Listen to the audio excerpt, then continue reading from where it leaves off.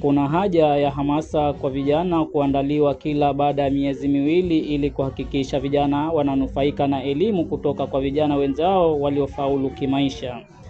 Ni kauli ya mbunge wa Changamwe Omar Mwinyi baada ya kuhudhuria hafla ya hamasa kwa jamii hiyo katika ukumbi wa Mwidani kwenye maadhimisho ya sherehe za tamaduni na mila za jamii ya Wachangamwe. Leo tumekutana kama jamii kuweza kufaidishana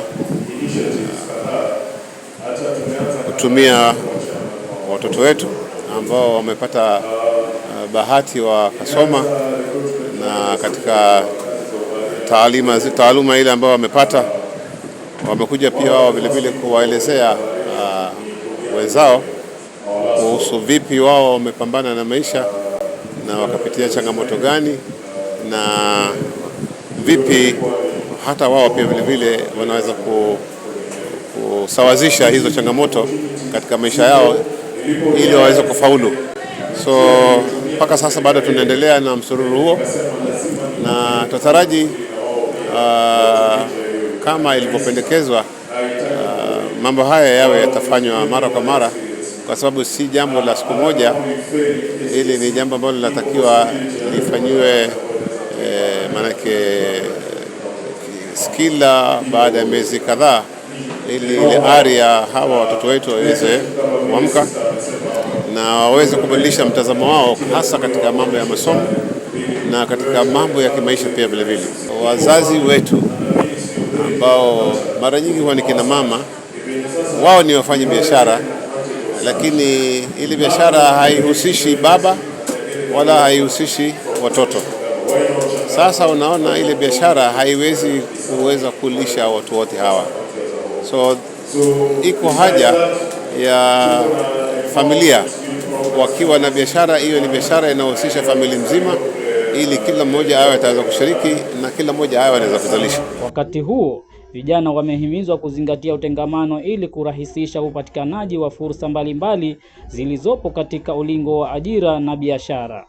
Akizungumza katika warsha ya hamasa ya kielimu katika ukumbi wa Mwidani Changamwe, Daktari Hafidh Ahmad, mwanasaikolojia, amewahimiza vijana kuhakikisha wanafuatilia kwa karibu watu walio kwenye mtandao wao ili kufaulisha hilo.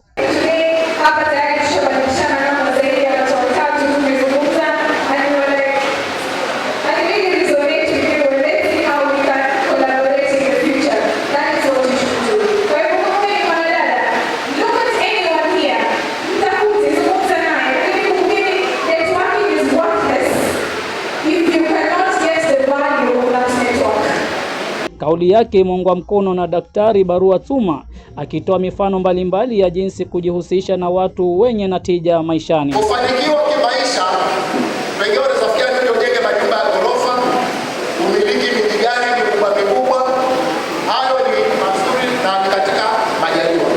Lakini tukiangalia kufanikiwa ni pale ambapo unaweza kujisimamia mwenyewe, ukapata ule mkate wako wa kila siku, na ukawa unaweza kusimamia mahitaji mengine ya kimsingi. Kwa mfano, unaweza kuwa na makao yako mwenyewe, watoto wako ukaweza kuwalipia karo ya shule. Katika hamasa hiyo, jamii hiyo hususan vijana kuwa mstari wa mbele katika masuala ya ardhi, vile vile umiliki wa nyumba katika mradi wa serikali wa nyumba za bei nafuu kupitia Boma Yangu Initiative.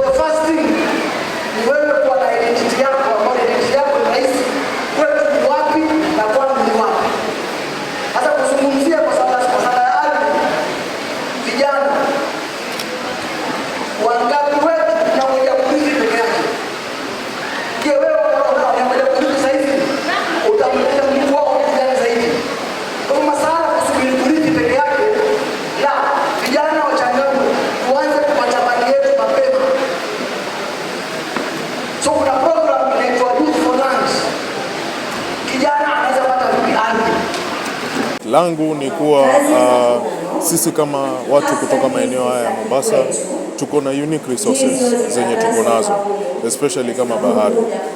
Tukipata uwezeshaji ama ile environment ikitengenezwa vizuri na kuwa na sustainable programs zenye zinaweza ekezwa kupitia County Government of Mombasa ama kupitia National Government in terms of ku-explore hizo resources zenye ziko baharini, then vijana wengi kutoka maeneo haya wanaweza pata ajira, wakajikimu kimaisha na wakaboresha maisha yao.